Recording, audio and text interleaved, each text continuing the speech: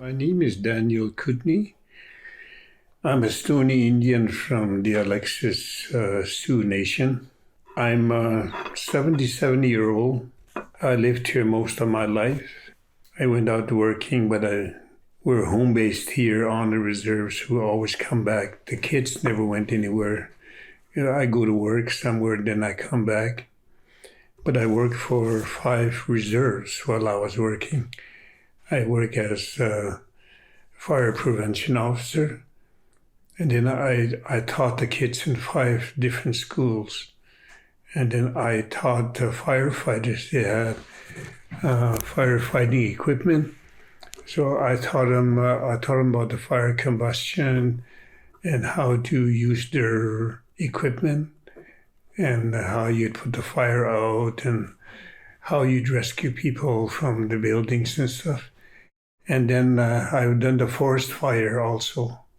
I've been all over Alberta for that one. Some for the federal government and some for our own. Like the chiefs would ask me to do, like the kids at the schools. There's 5 different schools. Mm-hmm. So they asked me to come and teach because I was qualified. I taught them fire prevention. I've done that for 28 years. Mm-hmm. I retired there. And then I'm a carpenter by trade. So I build quite a few buildings on a reserve and then around wherever they need. Somebody needs a builder, I'm there.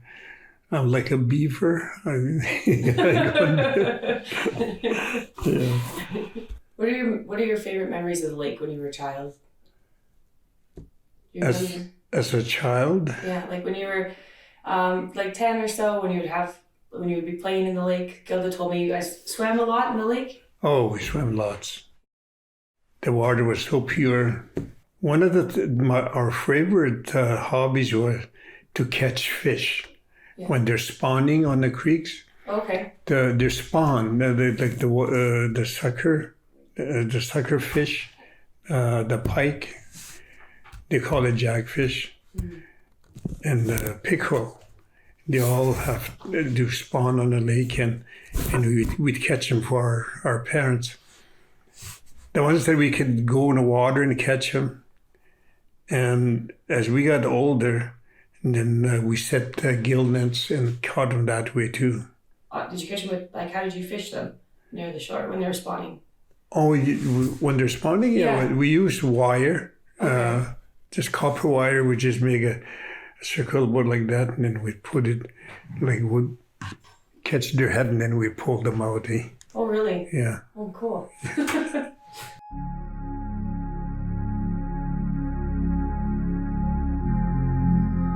Native watches everything. Mm-hmm. Watches the birds, the animals, and these little rodents. They could.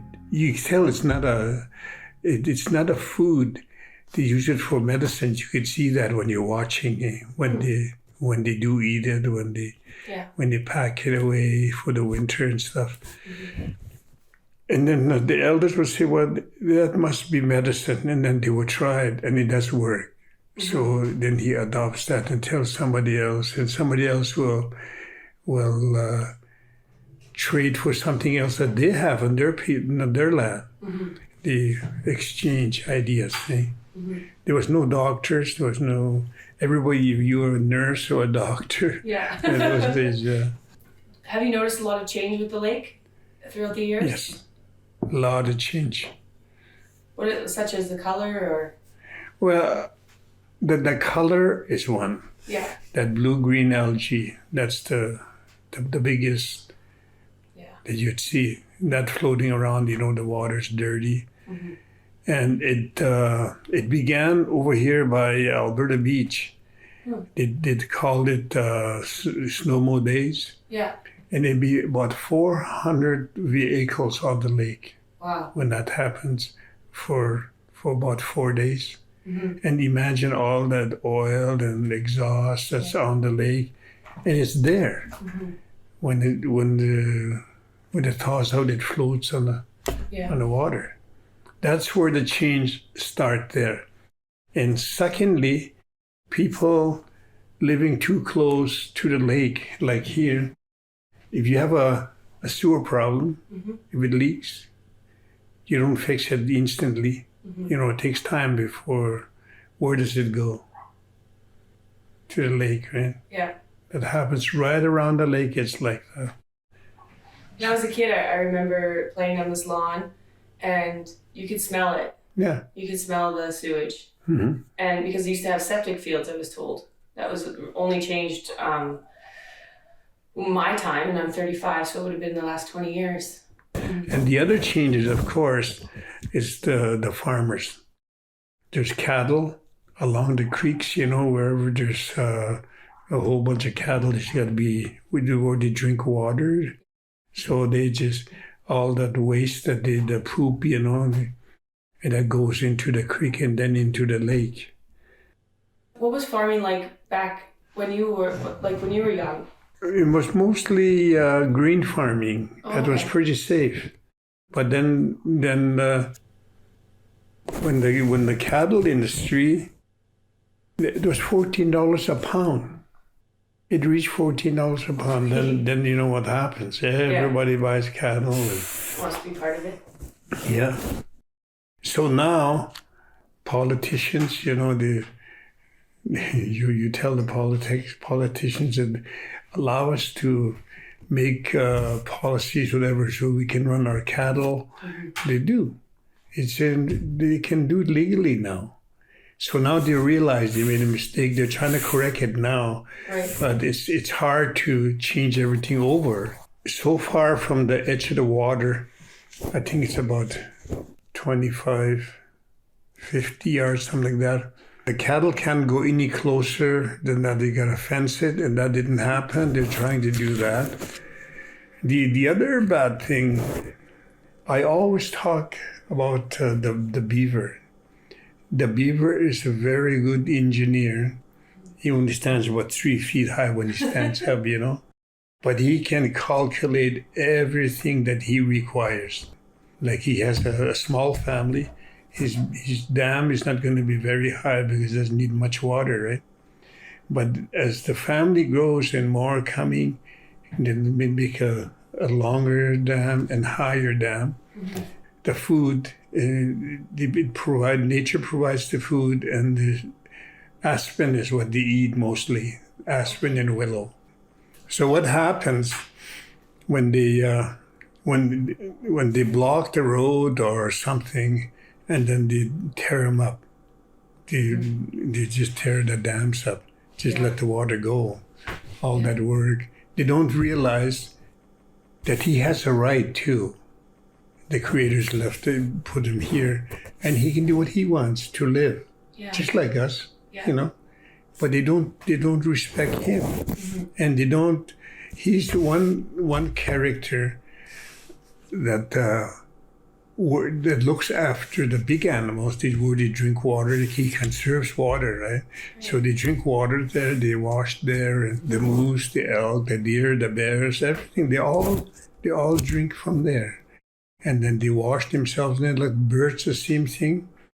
The birds, when they come back, that's where most of them will nest around the lakes and as their protection, So beaver, that's all of that, but they don't recognize any of it. You start talking about the beaver, and they'll tell you, why don't you just go back to your trapline or something? They'll tell us that, and I still don't give up. I still think that he should be left alone. He should have the right to live where he wants to live, He said, this is my land. I bought this land. They will say that. But that policy's got to be built around that, so they wouldn't say that. That's interesting, because it is all very connected. Yeah. Forestry up near Whitecourt is getting much worse. Like, there's clearing trees all the time. And therefore, like, moose or hunting, I was told, is getting harder to find because they're moving farther and farther away. Or animals are moving to... Industry does that. Yeah. In my trapline, most of the timber is knocked down, like the spruce and pine. It's all in the sawmills, and they just have like the aspen and black poplar. That's just left alone. But then again, The moose, they don't have a place to drink water, or they live like us. They gotta have a place where their medicines grow, their food. Mm-hmm. They gotta have all of that. And you see a game trail in the bush, and people don't think nothing of it. Yeah. They just build a road right over it if they had to. And then we do a lot of that site visits when industry is going to come in. Mm-hmm. We have to document all of that. That's the impact on our animals. That's our food. That game trail is like our roads. It's going to lead us to something, to the hospital or to work or store or whatever. And that's how the animals use that. You can't wreck it. They got to have a fair chance to survive, because the Creator has given them the right. They refuse to see that, the right. These animals have rights. Yeah, they have rights. You were here before us. Exactly. Why can't they understand that, Yeah.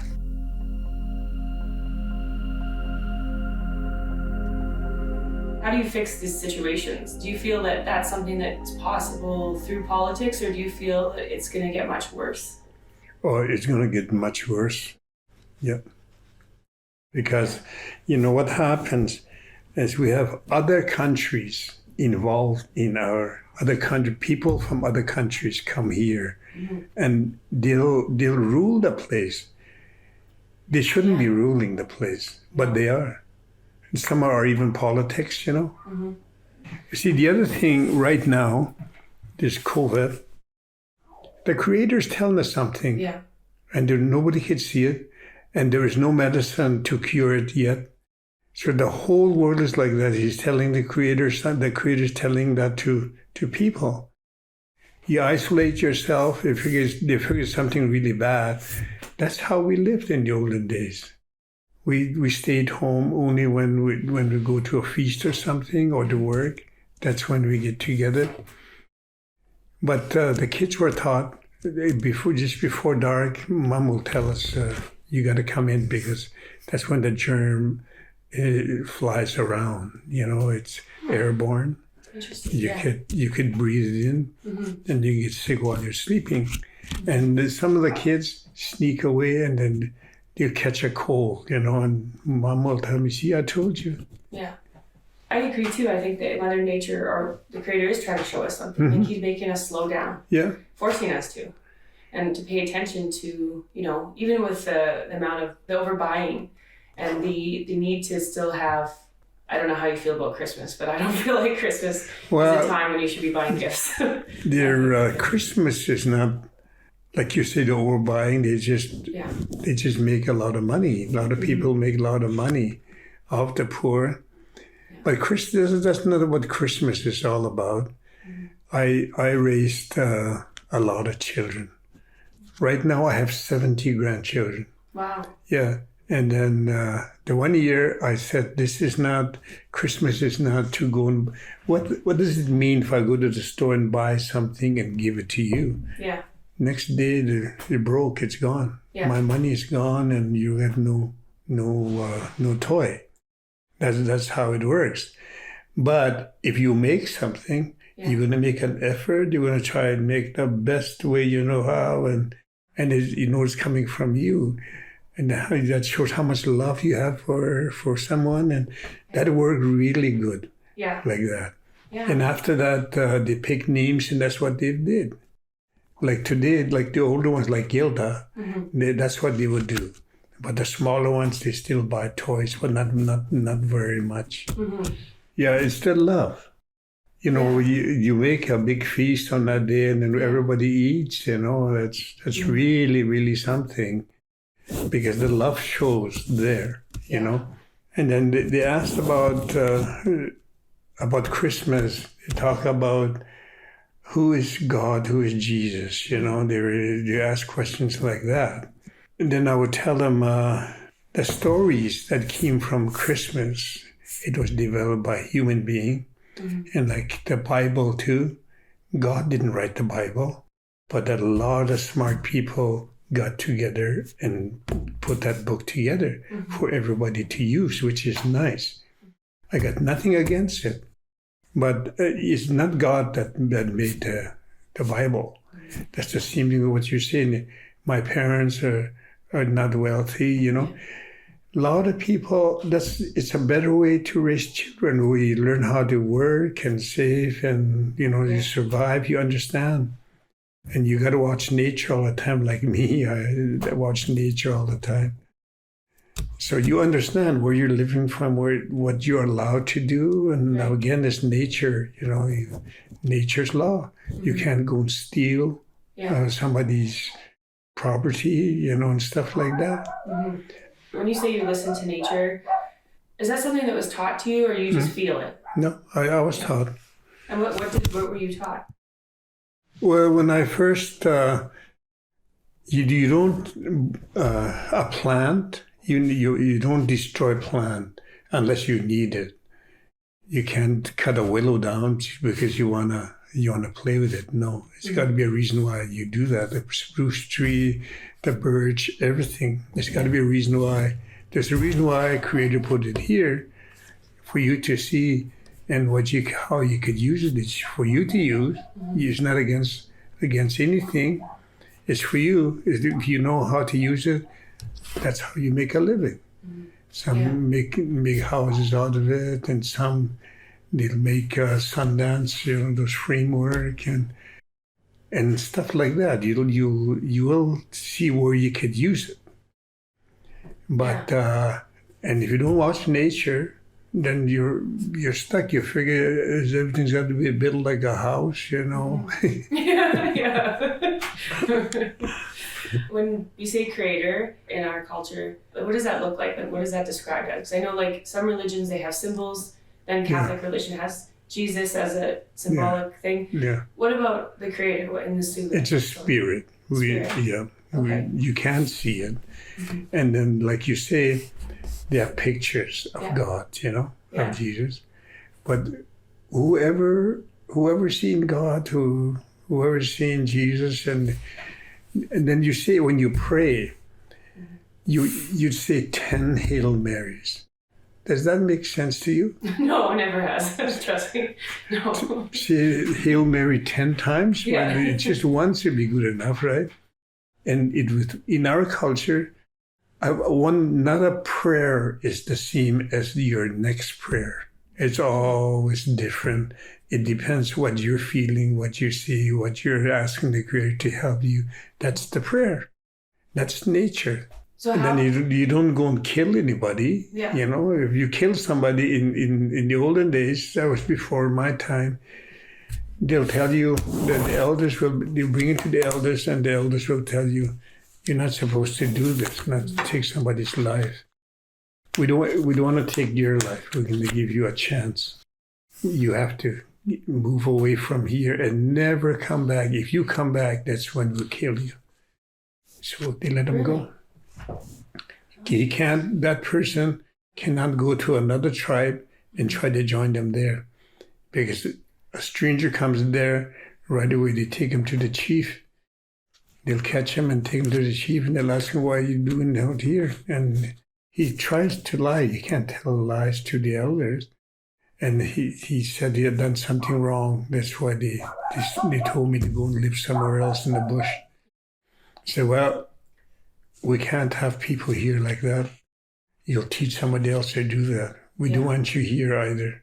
The same. Yeah. If you don't go away here, you hang around here, you come or you sneak in, we'll catch you, we're going to kill you. So he lives alone all by himself until he dies one day. When it says the trail of 1898, when you come off the Darwell Highway, why does it say that year?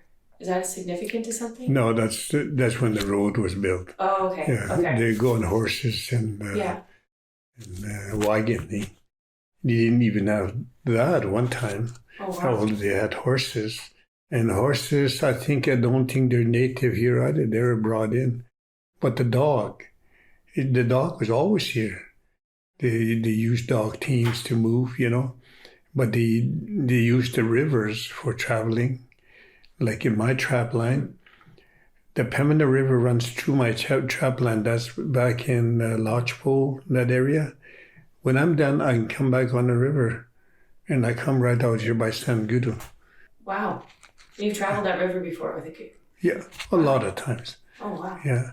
And it's just so peaceful. You're just, at night, when the beaver comes by, it smells your fire and slaps his tail, you know. It is so nice. Then the coyotes and the wolves and they howl and there's just so much peace. Everything lives there. Nothing is going to hurt you. Nothing does hurt you.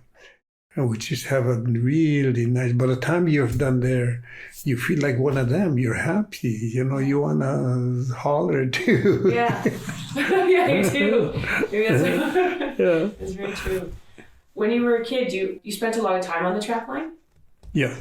What did your parents sell furs? Yeah. Oh, okay. Yeah. Huh. And they would sell them just to the Hudson, or there was a company that... Hudson Bay. Okay. Yeah, but there's other buyers too. Yeah. Yeah. Does that still happen? There's some... used to be Slutker that would buy all the fur. Okay. But now it's another place... Halford and Heights. Okay, yeah. There. They still buy the fur-bearing animals and also they sell the equipment there, like traps and guns and ammunition and snares and stuff. They still do that, but like I say, you don't make enough money to make a living. Like the truck I'm riding there, that's $60,000 machine. Yeah. You know, you don't make that kind of money Yeah. to buy something like that. You know. Yeah, with furs, selling Yeah. furs. We're studying gases that are coming off the lake, as well as we'll be doing water samples, and then we'll be studying Birch Lake. I went to go look at Birch Lake because I remember when I was a child, and I've been there a number of times after. Do you notice how it's regressing, like it's drying up? Well, some years it does, and some years, like this year, it does really. It dried up on the one portion, the Birch Lake, the one that's part of the road, along the road. Well, that dried up, and there's another lake upstream from there that dried up, and they all fill again this year. Okay, so it's just, why do you think that's just natural? That's natural. Okay. And then the Birch Lake is really shallow. It's not like this lake is, some places about 16 feet deep, eh? Okay. Birch Lake, at the far end, it starts off, gradually just goes like that. And maybe 8 feet, the deepest, on the southeast corner. Another had told me that they thought it was a sign of climate change, but maybe not. No. It's just natural. No. Yeah. No. Some years they're a little deeper. Well, like that's built into our prayers. Eh? When you pray, what do you pray for? You got to pray for your food, and fish is most important food. And then we'll pray that the fish get enough oxygen, is deep enough water that they get their the water is shallow. Like in the winter time, the sun doesn't get through the thick ice. Right. So nothing grows down there. There's plants under there that grows and they get their oxygen from. And if they don't get that, then they'll die. With this lake, I know that there's still fish in it, but you can't eat them because they're high in mercury, right? No, you can eat them. Oh, okay. Yeah, you can only eat so much. Okay. Yeah. Is it the mercury that's in the lake? There's mercury in the lake, yeah. But the one time we had lots of fish here. They closed the commercial fishing down.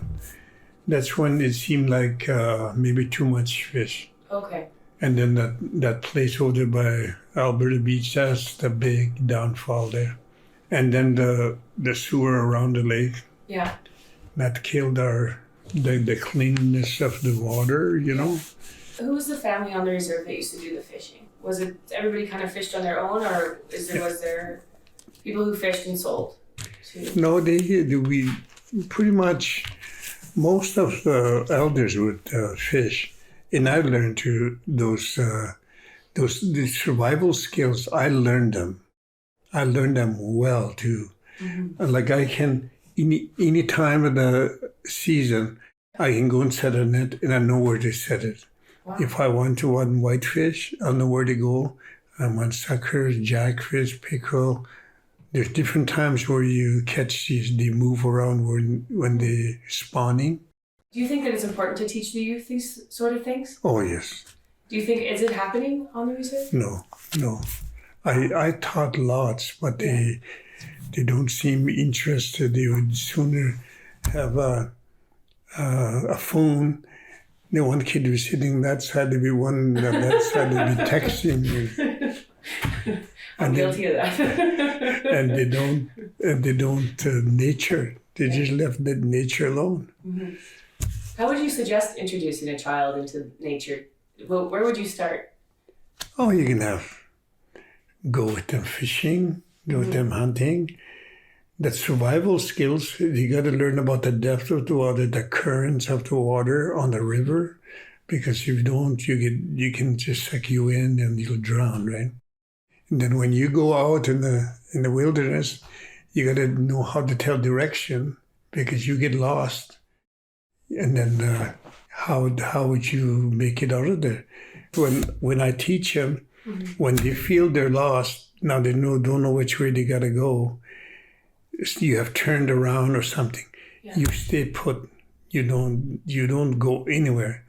If you always carry a match, they'll show you how to light a fire, and you're going to see the smoke, and they'll find you. Don't go anywhere. But if they get scared, they keep running, they go further away. Right. Yeah, and then they can't build it where forest fire is going to start.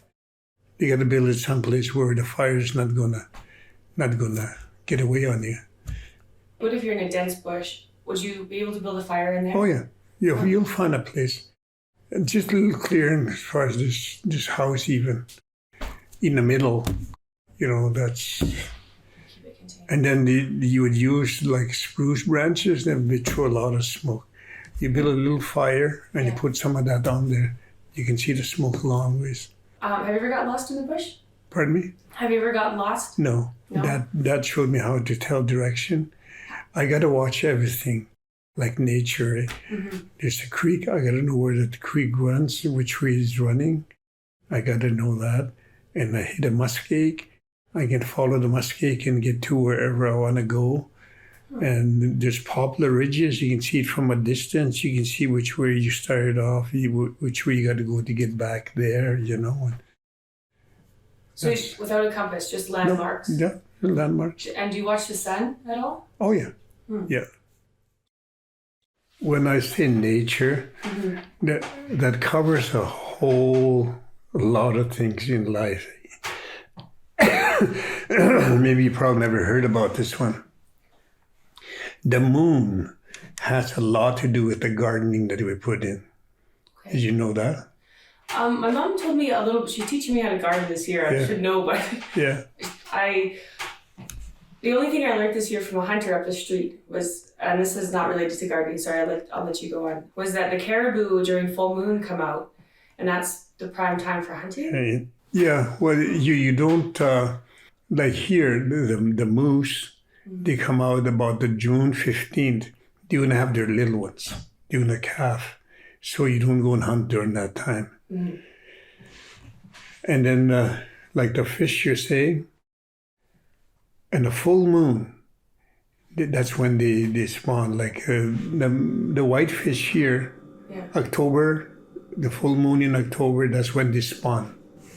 When you're gardening, most of the time, May 15th is when you put the gardening. One that's not going to freeze.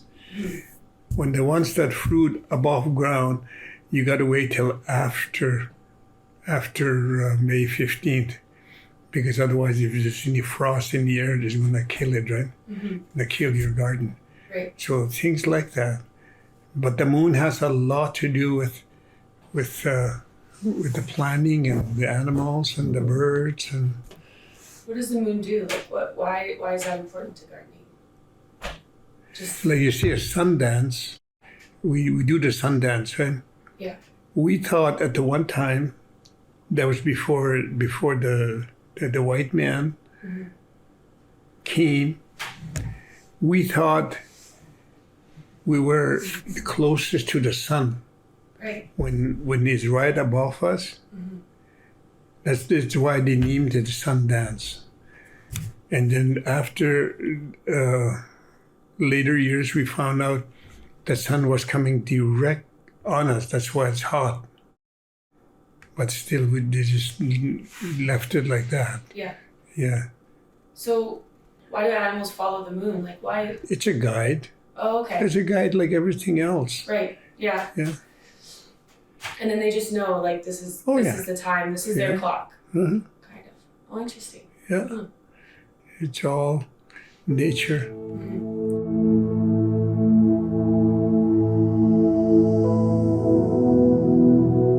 How did you learn how to speak English? Can I ask you that? Just Well, we went to school, but I've learned some there. And then from then on, I've learned just talking to people, working for farmers. I used to work for a lot of farmers, mostly Ukrainians. They would talk to me and I talked to them, and that's how I learned. oh, okay. Most of it. Yeah. I went to 2 colleges with that grade 5 school I had. Yeah. Wow. One to Nate, I learned to be a carpenter there, and then fire prevention officer. I went to school again to another Alberta fire school to qualify for that one. So Wow. So that's really interesting. You're like, I could do anything you want me to. well, again, it's nature. Yeah. Different nationalities. They're struggling too. Yeah. You see something you're doing good, right away they ask, how do you do that? I do the same. They taught me how. When I don't know something, I see somebody doing a good job, I'll go and ask them how. You don't mind if you show me how? Yeah. And that's how I learn. This is a little bit off topic, but I'm a very curious person. But so in all of your life, like, yeah, what would you want to leave behind? Like, what would be your legacy? Like, what would you hope for the world and your family? Well, that I speak about it to the kids once in a while. And the survival skills, they got to master that. Yeah. Because you go out there and get a fish, where are you going to get the fish? And how you clean it. When my kids were small, they keep swallowing bones. Eh? Okay. So I've learned to fillet it and take all the bones out of the fish. And then when you go and shoot a moose, then you got to know its tracks. The moose, that the track, one was here, one would be there. And by these tracks, I can tell you whether if it's a female or a male. Because when the female is closer together like this when on the track, and the bull moose will be out here like that. Why does it spread apart? Yeah. Why? Well, I think because the male has wider hips. I don't know. They got something hanging down there. Yeah. That's it. That's the answer. Yeah. That's how you learn. Right. You gotta follow nature. That's what teaches you. And then you don't shoot what times to shoot them. Like when they're calving, you don't shoot a moose because they're gonna calf. Eh? And things like that. And that's one survival skills you gotta know. When it's cold, you gotta build a fire. You gotta know how to build a fire. And fast. Sometimes you can't even hold the match up. You freeze so much you can't even hold a match, right? Right. You got to build a fire before that. There's skills that you got to know there, and what kind of wood. We now are living in a society where we have to work with others because when we don't, things just don't work. And that's my personal belief. Yeah. But do you believe that there's a way to work with government and still maintain integrity of the land, like maintain Mother Nature, as well as have our culture be brought to the forefront without judgment or discrimination. Do you think it's possible to do that while maintaining our traditions? Well, you see, money is that's the big thing here. Because you making a lot of money, like the farm, we thought about the farm. You go over from the bridge, you go over that big hill. On that side, there's big farms there, big fields. Mm-hmm. And the equipment they put on there, you got to be a millionaire to buy equipment like that and go on there. So if you're going to teach them something, they think they listen to you because all that money they're going to lose out. You change anything on there that you're not doing properly, they're not going to listen. They got money. And they got lawyers defending them. You know, what chance do we have? So that's the big problem right now. But anybody that wants to live, wants to understand nature, them are the ones that will change it. How do you change that? Like, how do you convince them that they're going to not use pesticides, so then or even fertilizer, so their crop's going to grow a little bit slower. They're not going to meet the standards in which they can sell their food to the market. You know, and people can't just move their farms away. And then they take their millions with them when they die. Yeah, I know. It's so crazy. Do they? No. No, it's people that do understand life. That people that don't fight over cultural beliefs. You know, everybody has their own God. And whatever they were taught, it's got to be good. If they got to use that from the positive to the negative. And there's a way we can connect that we could survive. We could live. Mm-hmm. We respect each other. And most of all, we are not the bosses here. We look after Mother Nature because we live on it. We want Mother Nature here at her best, you know. Mm-hmm. But these millionaires, they don't care. If you die, they'll step on you and they go right through. As long as they don't disturb their millions, they're okay. People like that will never change. They're going to die that way. People like yourself, you're young, mm-hmm. you have children. What are you going to teach your kids? You know, them are the people that has to change. Do you think that our leadership on the reserve are making moves in the right direction in terms of climate? Well, again, mm-hmm. that money. A lot of times we go to a band meeting and we talk about stuff like that and they'll say, what do you think? Well, I'll tell them what I think. They don't like it mm-hmm. because I'm telling the truth. You got to live the truth. Mm-hmm. Otherwise, you're going to die. And how about this COVID right now? What do you say about that? Nobody has even an idea of how we should handle it, you know. Mm-hmm. But how about your home? You have control here. You can do whatever you want inside the house. Mm-hmm. You could pray. Nobody's going to stop you from praying, and you know how to pray. Mm-hmm. You got to know how to pray. Mm-hmm. What are you praying for? You know, you need help. You need a creator to help you see nature as it is.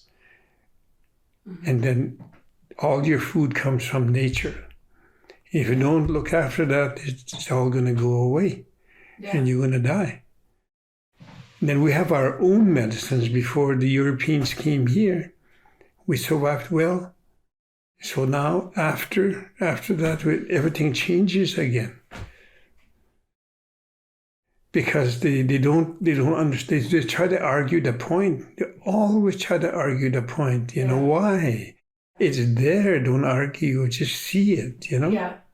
I didn't grow up on the reserve, but I did go back lots. And I remember watching sun dances or going to I've never been to a sweat, but soup dance and stuff like that. And watching people, and I'm very observant. Even the feeling of driving on the reserve always felt like a different place. Mm-hmm. Always felt so different. But I always felt so much, even my daughter said, you just feel so warm and so much humor and so much love, because there's just a different way of thinking, you know, and I think I've understood that now. You're part of it. I know, it's beautiful. You're I'm part so of it, grateful. that's why. Yeah. You know, a belonging feeling is what's doing that. When I first moved back here, living away, you know, it was like, oh, I'm going to make big money and I'm going to work downtown. And I was losing time with my daughter, and I was dying. I can honestly say I was slowly going dark inside. I didn't want to like have the energy to do things. And then when I came you're not seeing it, you see? You're not seeing that nature I've been talking about. You're not seeing that nature. Yeah. Before. Yeah. I'm starting to see it now, I think. I feel like I can honestly close my eyes, and I felt like this since I was a kid, and I used to think I was magic, but I think it's just normal. Yeah. Is I could close my eyes and I could feel the world. I could feel, like, I remember feeling just the energy of life coming in and out of me, and animals looking at me and staring at them, and seeing like there's an understanding there. That's a challenge.